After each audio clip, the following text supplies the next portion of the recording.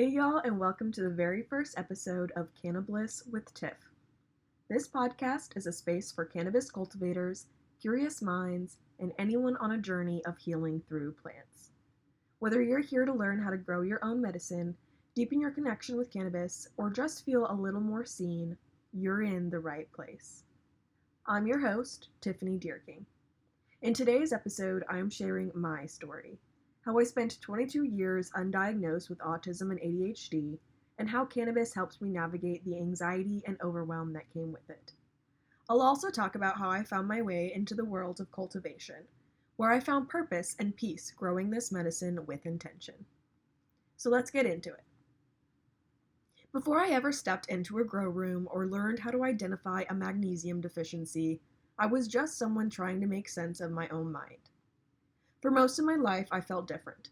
Not in a quirky, fun movie kind of way, but in a deeply exhausting, constantly overstimulated kind of way.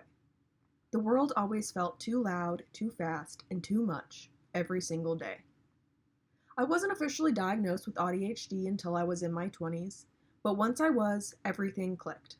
It explained the constant anxiety, the shutdowns, the burnout, and why I spent so much energy masking just to keep up, only to crash as soon as I got home. Cannabis entered my life not as a party favor, but as a lifeline. It helped me regulate my nervous system, softened the edges of a harsh world, and gave me space between my thoughts. It allowed me to feel again, without being consumed by the overwhelm. For folks like me, especially women who often go undiagnosed, cannabis can be a bridge, a way to reconnect with your body, slow your breath, and recalibrate when everything feels out of balance. I want to be clear, cannabis didn't fix me.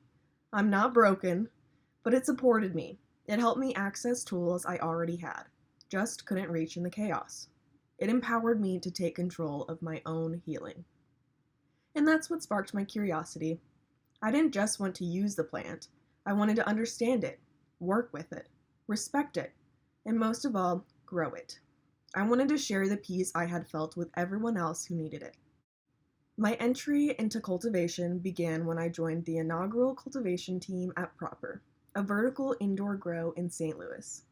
And when I say vertical, I mean multiple tiers of plants stacked from floor to ceiling, every inch optimized for growth and efficiency. It was high tech and high pressure, but it was also my classroom. I learned so much there, lessons that still shape how I grow and teach today. I learned how to clone, taking a cutting from a healthy mother plant and nurturing it into a genetically identical new life. That alone taught me the importance of precision, patience, and a gentle touch. I learned how to mix nutrients based on the plant's stage and strain, how nitrogen fuels the stretch during vegetative growth, how phosphorus supports blooming, and how micronutrients like calcium and magnesium play critical roles, often overlooked. Sometimes even guano has its place in the mix. I learned how different soil mixes and grow mediums affect the roots, and how to monitor for pH, EC, and runoff. Whether you're in cocoa, soil, or rock wool, your medium is key to success. I also learned the non-negotiable value of a clean environment. Clean tools, clean floors, clean air. Mildew and pests don't care how good your genetics are. If your space isn't dialed in, they'll take over. And in a vertical grow, that risk is magnified. At Proper, we weren't just growing. We were crafting the best medicine we possibly could. Every detail mattered, because patients were counting on us to get it right.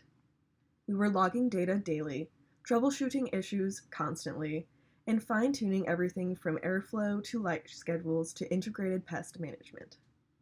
I became obsessed, not just with the plant, but with the systems that support it. And even though we were growing in a climate-controlled building under artificial lights, I started dreaming of what it would be like to grow under the actual sun, outdoors, with seasons and dirt under my nails. Leaving Proper was a tough decision. I truly loved it there. The people, the plant, the purpose, but the long days and exhausting commute had started to take their toll. I was driving an hour and 15 minutes just one way. I knew it was time for the next step in my journey. Not long after, I found a spot on a hemp farm closer to home. My commute dropped to just 35 minutes, and for the first time, I got to live my dream of growing outdoors. It felt like a natural progression. Like everything was lining up just right. I also got to put my degree to use, diving into photography, social media, and even helping with the website. It was everything I had been hoping for, all in one place. I'd grown a few plants outdoors before, but this was different. This was cultivation on a larger scale, with all the unpredictability and beauty of nature at the forefront. You're not fighting the elements, you're working with them. The sun becomes your grow light, and the wind, rain, and temperature swings are just part of the process. It's about surrendering to the rhythm of nature. You're not just managing the environment, you're becoming part of it, learning to move with the seasons and adjust as needed. At South Point Hemp, I learned how to plant for resilience and how to navigate the ebb and flow of the seasons.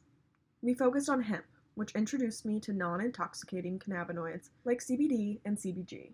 These compounds have powerful therapeutic effects, especially for anxiety, inflammation, and neuroregulation. I saw firsthand how people who were sensitive to THC could still experience the plant's benefits in a profound way. Managing large acreage and watching plants thrive in the open air reminded me of the sacredness of this work. It's not just agriculture, it's medicine. Then came my beautiful wild sunshine baby. Motherhood cracked me open in every way. It deepened my connection to the earth, to my body, and to fully surrender and trust the process. Suddenly, everything I had learned about nurturing plants made even more sense. Because now I wasn't just a grower, I was a mother, and growing a human requires just as much intuition, patience, and care as growing a plant. Cannabis has continued to be a part of my life postpartum. Whether it's a topical for sore muscles, a tincture to help with overstimulation, or just a moment of peace after rocking my girl to sleep. And now, here I am. Not in a greenhouse or on a tractor, but here, behind the mic, with a new season of life, ready to share everything I've learned and everything I'm still learning with you. This podcast is for the growers, the overthinkers, the burnt-out caregivers, the curious beginners, and the seasoned cultivators who still feel awe when a seed sprouts. In future episodes, we'll dive into cultivation tips and tricks, cloning, pruning, pest control, soil building, and more. Deep dives into strain profiles and how different terpenes affect the body and brain. Cannabis through a neurodivergent lens. How to use the plant to regulate and recharge. Lessons from both indoor and outdoor grows. And honest, grounded conversations about healing, community, and plant magic. That's the story so far, and I'm so glad you're here, and I can't wait to grow this space with you. Pun fully intended. If this episode resonated with you, go ahead and subscribe, leave a review, or share it with someone who could use a little more cannabis in their life. Keep tending what lights you up. See you next time. Oh, and happy 420! Pew pew pew pew pew!